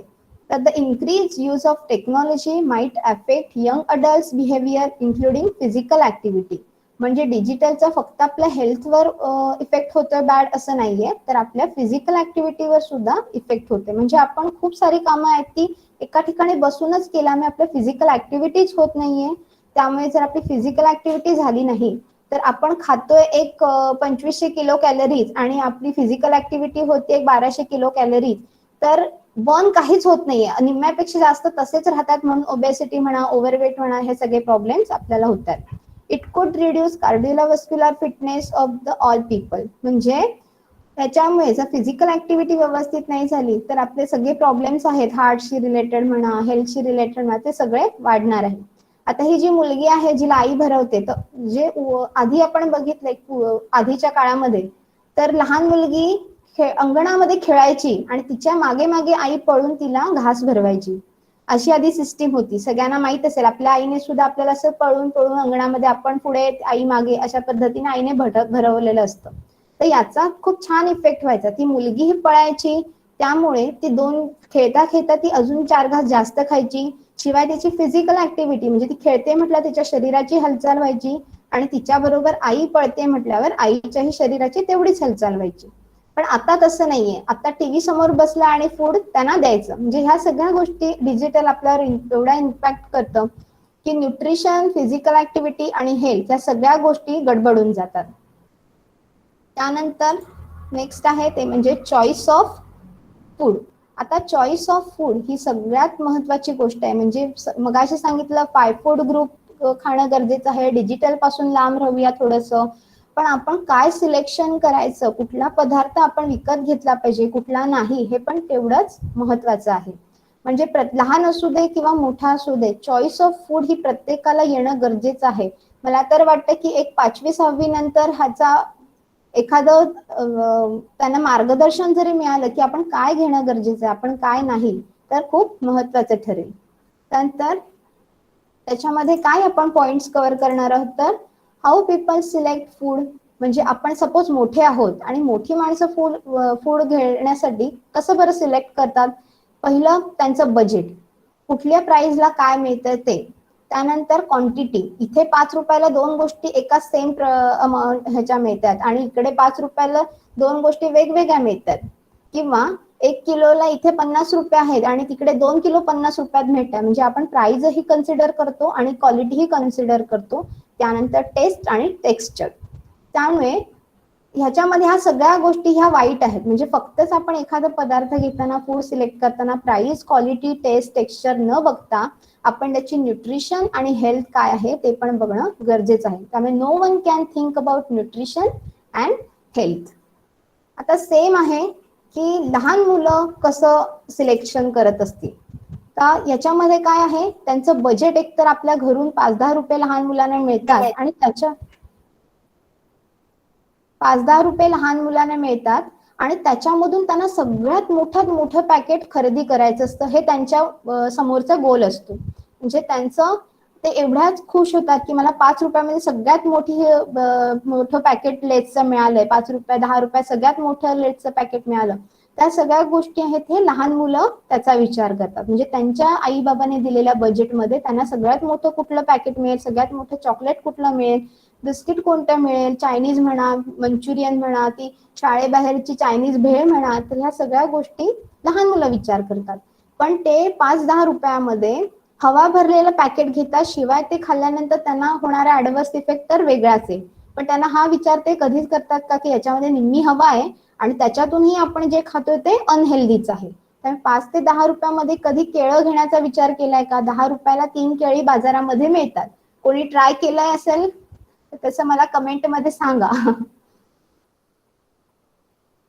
त्यानंतर नेक्स्ट आहे ते म्हणजे आपण लहान मुलांना चॉईस ऑफ फूड विषयी कसं इंट्रोड्यूस केलं पाहिजे, कसं टीच केलं पाहिजे. किंवा लहान असू दे, कारण लहान मी यासाठी म्हणते की त्याच्यानंतरच आपलं पुढचं सगळं जंक फूड वगैरे स्टार्ट होतं. जर आपल्याला आधीपासूनच अवेअर केलं असेल तर आपण त्या पुढच्या गोष्टी थोड्याशा कमी करू शकतो. आता लहान मुलांनी एखाद्याने खूप छान काहीतरी केलं तर आपण त्याला चॉकलेट देतो. अरे वा, व्हेरी गुड, खूप छान केलंस, हे घे चॉकलेट. म्हणजे आपण त्यांना हातामध्ये चॉकलेट दिलेलं असतं पहिल्यांदाच लहान असतं आणि मग ते मोठे झाल्यावर जर चॉकलेट्स खात असतील, कुरकुरेच खात असतील तर त्याला जंक फूड खातोस म्हणून ओरडणं हे चुकीचं आहे. म्हणजे स्टार्टिंग आपल्यापासूनच होती. त्यामुळे कुठल्याही लहान मुलाला ऍज अ रिवॉर्ड कुठल्याही जंक फूड, चॉकलेट द्यायचे नाहीयेत. त्यानंतर आपल्याकडे गेस्ट येतात, पाहुणे आले की ते मोस्टली काय घेऊन येतात, चॉकलेट किंवा बिस्किट पुडे वगैरे अशा पद्धतीचं. आणि मग खूप वर्षानंतर तो जेव्हा ती लहान मूल आहे ते एक 20-30 वर्षाचं होतं आणि जेव्हा ते चॉकलेट्स वगैरे काहीतरी खात असतं, आपण म्हणतो किती तुझे दात किडलेत, हे एवढी चॉकलेट्स खाल्लेत. पण पहिलं चॉकलेट त्याला आपणच दिलेलं असतं. म्हणजे आपल्यापासून स्टार्टिंग होते की choice of food, selection of food, या सगळ्या गोष्टी आपण लहान मुलांनाही इंट्रोड्यूस केल्या पाहिजेत आणि आपणही मोठ्यांनी तसंच वागलं पाहिजे. त्यामुळे जंक फूड ते खातात, ते त्याच्यावरच जगतात, त्यांना घरचं खाणं आवडत नाही असं म्हणण्यापेक्षा आपण उलट्या पद्धतीने काम केलं पाहिजे की त्यांना घरचं फूड कसं आवडेल किंवा बाहेरच्या गोष्टींपासून ते घरचं कसं प्रेफर करतील. त्यानंतर सगळ्यात मोठी गोष्ट आहे की अनहेल्दी बट अट्रॅक्टिव्ह आणि हेल्दी बट अनअट्रॅक्टिव्ह. आता ह्या 2 पिक्चर्स मध्ये सगळ्यात जास्त आपण कुठे अट्रॅक्ट होतोय? बेकरी प्रोडक्ट्स, इकडे केक, पेस्ट्री, चॉकलेट्स वगैरे याकडे.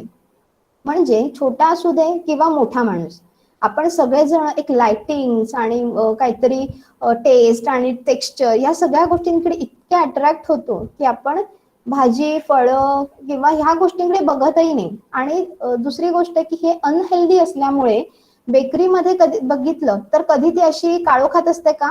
नाही. किंवा अनहेल्दी पदार्थ जिथे जास्त ठेवले जातात तिथे एकदम लाइटिंग वगैरे केलेल्या असतात.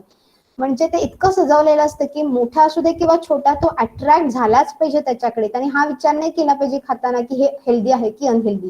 तो इथे येऊन त्याने ते खाल्लंच पाहिजे. इतकं आपण लांबून सुद्धा लहान मुलं हट्ट करतात, मला तिथे जायचंय, मला ते चॉकलेट हवे, केक हवे, पेस्ट्रीज हवे. पण लहान मुलं या मंडईकडे बघतात का, भाजी मंडईकडे, किंवा मोठी माणसं लगेच तिकडे टर्न होतात का?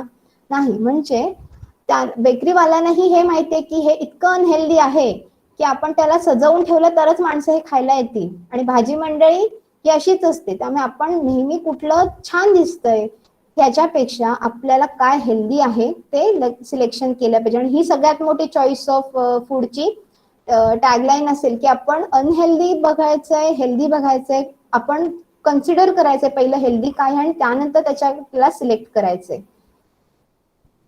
नेक्स्ट आहे, आपण जेव्हा पदार्थ आणायला जातो तेव्हा आपण कधीच पॅकेटमध्ये कंटेंट वगैरे बघतो का? नाही. आपण पदार्थ घेतो, सॉसेस वगैरे किंवा फळं म्हणा, फळं तर नाही, पण आपण जेव्हा डीमार्टला वगैरे जातो, हा रे ह्याच्यावर हे फ्री आहे, तर आपण या सगळ्या गोष्टी आहेत त्या सिलेक्ट करत असतो. Select or choice the food such a way that their nutritional values and health effect. म्हणजे आपण कुठलाही पदार्थ घेताना त्याची न्यूट्रिशनल व्हॅल्यू काय आहे आणि त्याची हेल्थ इफेक्ट काय आहे ते बघणं गरजेचं आहे. त्यानंतर कुठलाही पदार्थ असेल तो छोटा मोठा असू दे किंवा चटणी, लोणचं, पापड काही असलं किंवा सॉसेस असतील, काही असेल तरी पण चेक करायची त्याची expiry date, content of food preservative, which oil is use, chemically added flavouring agents and all. म्हणजे आपण एक्सपायरी डेट सुद्धा चेक केली पाहिजे, त्याच्यामध्ये ऑइल कोणतं यूज केलंय, काय काय ठिकाणी इतकं खराब ऑइल यूज केलेलं असतं की ते खाल्ल्यावर आपल्याला त्रास होतो. त्यानंतर बेक आहे का की ऑइलने फ्राय केलेलं आहे, केमिकली ऍडेड फ्लेवरिंग एजंट्स आहेत का की त्यामुळे काही त्रास होऊ शकतो, सॉल्ट, प्रिझर्वेटिव्ह, कुठल्याही पॅकेट मधलं आपण काही खाल्लं तर त्याच्यामध्ये सॉल्ट हे असतंच असतं, कारण ते प्रिझर्वेटिव्ह म्हणून यूज करतात, पण मगाशी सांगितल्याप्रमाणे ते आपल्या हेल्थलाही खूप जास्त हार्म करतं. त्यानंतर आपण पॅकेटमधून ज्या ज्या गोष्टी घेतो आणि त्याच्यावर जर केमिकली काही प्रोसेस केलेली असेल तर पॅकेट जसं आपण फाडतो टराटरा, त्या पद्धतीने आपलं शरीर हळूहळू फाटलं जातं म्हणजे ते नष्ट होतं, आपल्याला प्रॉब्लेम्स होतात आतड्यांचे म्हणा, हार्टचे म्हणा, रेस्पिरेटरी ट्रॅक्टचे म्हणा. म्हणजे पॅकेट मधलं खाणं हे खरं तर खूप चुकीचं आहे दॅन घरचं खाणं. त्यामुळे आपण सगळ्यात पहिला प्रेफरन्स हा घरच्या खाण्याला देणं खूप गरजेचं आहे पॅकेट मधल्या खाण्या व्यतिरिक्त. त्यानंतर किचन गार्डनिंग याच्यामध्ये आपण आता सगळं मगापासून म्हटलं आपण की एक घरी बाहेरून आपण का आणतो तर घरी अवेलेबल नाही म्हणून. आता करोनामुळे बाजारपेठा बंद आहे तर मग भाजी कशी आणणार, फळं कशी घेणार, ह्या सगळ्या गोष्टी आहेत. पण आपण किचन गार्डनिंग ही एक जी काही संकल्पना आहे ती जर राबवून बघितली तर किचन गार्डनिंग म्हणजे काय आहे, आपल्याकडे तेलाची बॉटल असते किंवा काही डबे असतात प्लास्टिकचे म्हणा किंवा घराचे जे यूज होणारे असे काही डबे वगैरे असतात ते एकत्र करायचे आणि त्याच्यामध्ये छोटी झाडं लावून ठेव, कोथिंबीर म्हणा, कढीपत्ता म्हणा किंवा पालक भाजी आहे, मेथीची भाजी आहे, टोमॅटो आहे, मिरची आहे, तर अशा छोट्या छोट्या गोष्टी आहेत त्या आपण आपल्या घराच्या शेजारी रुजवू शकतो. आता याच्यामध्ये दिसतंय की करवंट्यांमध्ये आपण नारळ जो सोलतो आणि नारळाचं जे बाहेरचं असतं त्याच्यामध्ये त्यांनी झाडं आणि कोथिंबीर वगैरे लावलेत, पुदिना वगैरे लावलाय. त्यानंतर एकीकडे टोमॅटो, मिरची वगैरे रुजवले, बीट रुजवले. म्हणजे त्यासाठी तुम्हाला शेतावर जायची गरज नाहीये, शेती खंडीभर असण्याची गरज नाहीये किंवा ट्रॅक्टर, बैल, नांगरणं ह्या कुठल्याच गोष्टींची गरज नाहीये आणि आपलं स्वतःचं किचन गार्डनिंगच्या इथे म्हणजे आपल्या किचनच्या शेजारीच असेल तर दररोज तिथे लक्ष जातं आपलं आणि त्यामुळे आपल्याला एखादा नवीन टोमॅटो जरी बघायला मिळाला तर आपल्याला खूप आनंद मिळतो आणि एकदा त्याच्यात आवड निर्माण झाली की आपण ते नक्कीच कंटिन्यू करत राहतो. त्यामुळे किचन गार्डनिंग हा आत्ताचा सगळ्यात मोठा बेनिफिट्स आहे की तुम्ही ते नक्की करून बघा. त्याच्यामध्ये काही मी बॅग्स दिलेल्या आहेत जसं की त्याची विड्थ आणि हाईट प्रमाणे त्याला किती कुठल्या झाडं त्याच्यामध्ये रुजू शकतात तर ते सांगितलेलं आहे. त्यानंतर इथे व्हेजिटेबल्स बॅग सांगितल्या म्हणजे टोमॅटो, वांगी, मिरच्या, मुळा, तर त्याच्यासाठी सिलेक्टेड काही विड्थ दिलेली आहे आणि आपल्या घरी जर त्यातले काही भांडी असतील प्लास्टिकची म्हणा, डबे असतील तर त्याच्यामध्ये किती रोपं लावायची, प्रत्येक आता सपोज टोमॅटो असेल तर त्यांनी दिलेल्या साईज प्रमाणे 5 बॅगांमध्ये 10 रोपं म्हणजे प्रत्येकात 2-2 रोपं तुम्ही लावू शकता, अशा पद्धतीचं त्यांनी मांडलेलं आहे. त्यानंतर पालेभाज्या आहेत, त्यानंतर वेलवर्गीय भाज्या आहेत, दुधी, त्यानंतर दोडका आहे, कारला आहे, म्हणजे प्रत्येकाने त्याच्यामध्ये विड्थ दिलेली आहे की एक 18 इंचाची विड्थ आहे, हाईट आहे 12 इंचाची. त्याच्या आसपास जर आपल्याकडे कुठले डबे असतील, प्रत्येक वेळी तो डबा गोलच असायला पाहिजे असं काही नाहीये.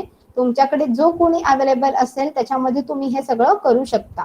फक्त त्याला आवड पाहिजे आणि एकदा आवड झाली की आपण नक्की ते पुढे कॅरी करू शकतो. त्यानंतर मेन गोष्ट एक्सरसाइज अँड फिटनेस. तर त्याच्यामध्ये 45 मिनिटं तरी आपण दररोज एक्सरसाइज करणं गरजेचं आहे. त्यामध्ये प्रत्येक वेळी बाहेर चालायला जायचंय, जिम मध्ये जायचंय असं काही नाहीये. तुम्ही योगा, मेडिटेशन किंवा तुम्हाला जे आवडेल ते तुम्ही करू शकता. Give special time in your busy schedule. म्हणजे आपण इतके बिझी आहोत की आपण आपल्यासाठी टाइम काढणंच विसरून गेलो, तर नक्कीच आपण 45 मिनिट्स एक्सरसाइज साठी काढू शकतो. काही दिवसांपूर्वीच मी एक स्टार्ट केल्या झुंबा क्लासेस. त्याच्यामध्ये खूप साऱ्या बिझी महिला आहेत ज्या की स्वतःसाठी टाइम त्यांना देणं पॉसिबल नव्हतं, तर त्या तिथे जॉईन झाल्यात. म्हणजे त्या स्वतः खूप मजा करतात, खूप छान हसत खेळत असतात, स्ट्रेस रिलीफ होतो एकदम. आणि त्यांना स्ट्रिक्टली आहे की त्या 45 मिनिटात काम, घर ह्या कुठल्याच बाबतीमध्ये विचार करायचा नाही. फक्त आपण आणि ते एन्जॉय करायचे की आपण तो 45 मिनिटाचा पिरियड आहे तो जगायचा स्वतःसाठी. आणि याचा इफेक्ट म्हणजे तुम्ही एक स्ट्रेस लेवल कमी झाली तर बाकीचे आजार सुद्धा अर्थातच हळूहळू कमी व्हायला लागतात. त्यामुळे हे खूप महत्वाचं आहे. It healthy breakfast after workout. आता मगाशी सांगितलं तसं की रेडी टू इट वाला पॅकेट मधलं जर तुम्ही सूप खात असाल वर्कआउट नंतर तर त्याचा काहीही उपयोग नाही. त्यामुळे तुम्ही जे खाल ते तुमच्या घरी बनवलेलं असेल आणि हेल्दी असेल. शिवाय ब्रेकफास्ट हा आपला हेवी असणं गरजेचं आहे. त्यानंतर आपला जो दुपारचं जेवण आहे ते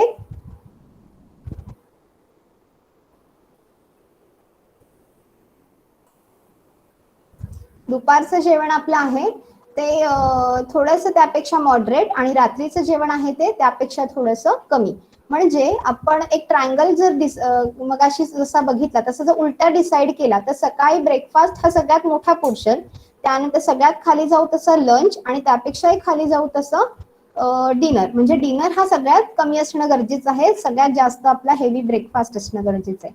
आता याचं कारण काय आहे, पूर्ण दिवसामध्ये आपले जी हालचाल होते त्याच्यामध्ये आपण हेवी ब्रेकफास्ट केलेला व्यवस्थित मॅनेज होतो. कॅलरीज आपल्याला व्यवस्थित मिळतात, त्या युटिलाइज होतात, फिजिकल ऍक्टिव्हिटीमध्ये त्या बर्न होतात. शिवाय दुपारचं जेवण जर आपण जास्त जेवलं तर आपल्याला काम करण्याची इच्छा राहणार नाही, आपण निम्म्यापेक्षा जास्त वेळ झोपूनच काढू. आणि रात्रीचं जेवण जर त्यापेक्षाही जास्त केलं तर आपण काय करतो, एक खूप जणांची टायमिंग हा जेवणाचा 8:30-9 नंतरचा आहे. म्हणजे अगदी 10, 10:30, 11 त्यांना जेवायला होतात आणि त्यानंतर ते जेवण झालं की लगेच हात धुवून बेडवर झोपून टीव्ही वगैरे बघतात. आणि मग त्यामुळे त्यांची फिजिकल ऍक्टिव्हिटी जेवणानंतर झिरो असते आणि त्याच्यामुळे आपल्याला हे जे वाढतं वजन आहे किंवा ओबेसिटी आहे असे अनेक त्रास होण्याची शक्यता किंवा पोटाचा घेर का वाढतोय तर आपण खूप लेट जेवतो, मग त्याचं युटिलाइज कुठे काही होत नाहीये आणि परत दुसऱ्या दिवशीचं शेड्यूल तसंच सेम असतं. त्यामुळे आपण कधीही जेवताना सकाळचा ब्रेकफास्ट हेवी, त्यानंतर मॉडरेट लंच आणि त्यानंतर सगळ्यात कमी हे डिनर असलं पाहिजे. त्यानंतर कुठलाही जंक फूडचा इन्क्लूड नसला पाहिजे त्याच्यामध्ये. 3 लिटरपेक्षा जास्त पाणी पिणं गरजेचं आहे आणि सलाड हे डेली रुटीन मध्ये असणं खूप गरजेचं आहे.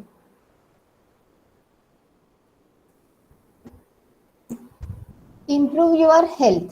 Regular exercise and physical activity promotes strong muscles and bones. त्यामुळे आपले जे बोन्स आहेत ते एकदम स्ट्रॉंग राहणार आहेत.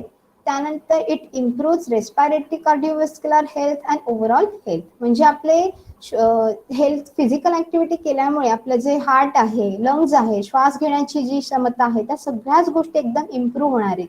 Staying active can also help to maintain a healthy weight, reduce your risk for type 2 diabetes, heart disease and reduce your risk for cancer. म्हणजे आपण जेवढं ऍक्टिव्ह राहू तेवढं आपलं हेल्थ हे चांगलं राहणार आहे, आपली बॉडी फिट राहणार आहे. आता जेव्हा मी माझं सेशन चालू केलं अगदी एक त्याच्यामध्ये जवळजवळ 3 ते 4 दिवस सगळ्यांचे मसल पेन खूप होत होते.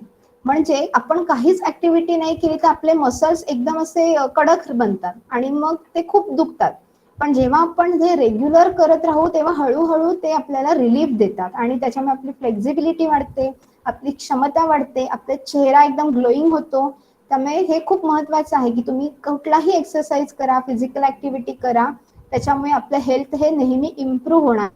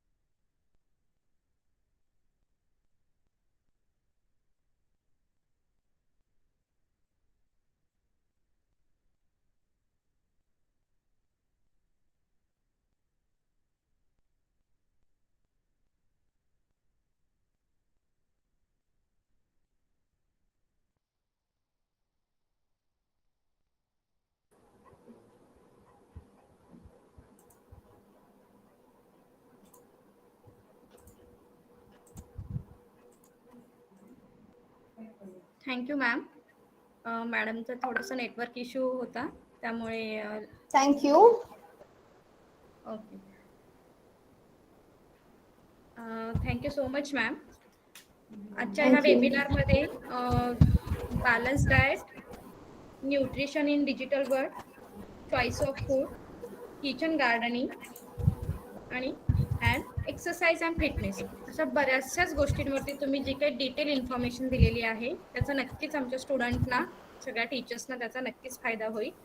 So Dapoli urban bank senior science कॉलेजच्या वतीने आणि वुमन डेव्हलपमेंट सेलच्या वतीने मी तुमचे खूप खूप आभार मानते आणि इथेच आपला हा वेबिनार संपला असं जाहीर करते.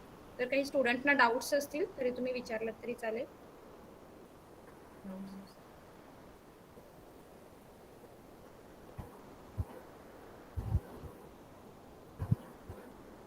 फीडबॅक फॉर्मची लिंक ग्रुपवरती पाठवलेली आहे. Thank you so much madam. तुम्ही मला बोलण्याची संधी दिली आणि मला माझे काही पॉइंट शेअर करता आले तुमच्या बरोबर. Thank you so much. आणि या आताच्या लाईफस्टाईलमध्ये न्यूट्रिशन, डाएट वगैरे ह्या सगळ्या गोष्टी हेल्थ डिसीज आहेत, पण कुठल्या कुठल्या मेन गोष्टी आहेत ज्या आपल्याला खूप डिटेलमध्ये आपल्याला इफेक्ट करतात आणि आपल्याला त्या कळतही नाही.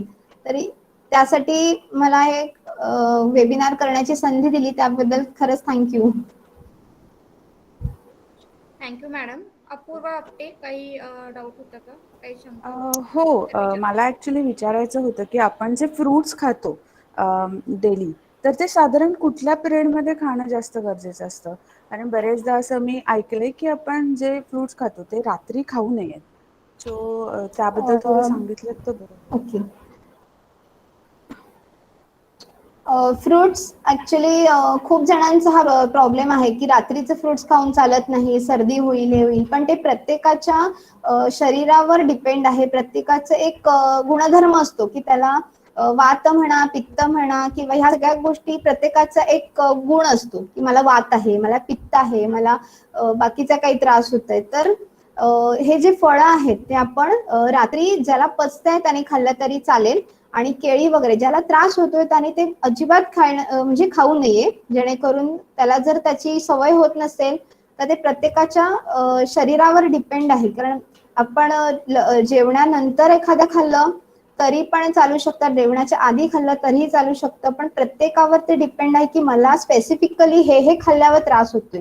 जर तुम्हाला कुठलंही फळ खाल्ल्यानंतर त्रास होत असेल तर ते तुमच्या पूर्ण शरीराचा तो एक भाग आहे की तुम्हाला ते चालत नाही, तर ते तुम्हाला अवॉइडच केलं पाहिजे. पण एखाद्याला ते चालतं, कारण खूप जण आहेत जी की रात्री एखादं फळ खाऊन वगैरे झोपतात, तर त्यासाठी ते चालू शकतं. पण आपण हे डिसाईड केलं पाहिजे की मला सगळी फळं चालत नाहीयेत का, मला फक्त केळं, सफरचंद ह्यातलाच त्रास होतोय की पचायला त्रास होतोय, मी व्यवस्थित चावून खात नाहीये का, किंवा माझं पोट भरलंय त्यामुळे ते अजून फळाचा उपयोग म्हणजे फळ ऍडव्हर्सली त्याच्यावर इफेक्ट करतंय. म्हणजे माझं पोट भरलंय शिवाय मी फळ खातोय तर माझ्या पोटात वगैरे दुखणार आहे किंवा बाकीचे त्रास होणार आहे.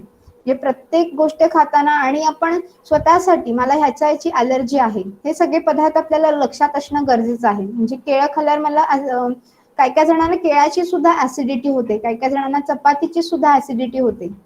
तर हे प्रत्येकाच्या शरीरावर, प्रत्येकाच्या गुणधर्मानुसार त्यावर इफेक्ट होतो. त्यामुळे हे पूर्णपणे चुकीचं आहे असं नाहीये, पण आपण एक ऑब्झर्व घेतलं की आपल्याला त्रास होतोय तर आपण ते नक्कीच अवॉइड करायचं. कारण काय काय ठिकाणी एक फूड टॉलरन्स नावाचा प्रकार असतो, ज्याच्यामध्ये काही काही जणांना दूध पिल्यावर खूप जास्त त्रास होतो. कधी कधी पोटात दुखतं, वॉमिटिंग होतं किंवा रॅशेस वगैरे येतात. पण दुधाचे पदार्थ खाल्ल्यावर त्यांना काहीच होत नाही. म्हणजे फूड टॉलरन्स म्हणजे तुम्ही पूर्ण दूध अवॉइड करा असं सांगणं चुकीचं आहे त्याच्यासाठी. तर तुम्ही दुधाचे पदार्थ तुम्हाला चालतात ना, मग ठीक आहे, तुम्ही दुधाचे पदार्थ खा, दूध आहे ते अवॉइड करा. तर प्रत्येक गोष्टीनुसार, प्रत्येक माणसाच्या प्रकृतीनुसार ते चेंज होत असतं. थँक्यू. Thank you ma'am. आणखी काही डाऊट असेल, कोणाला काही विचारायचं असेल तर विचारू शकता.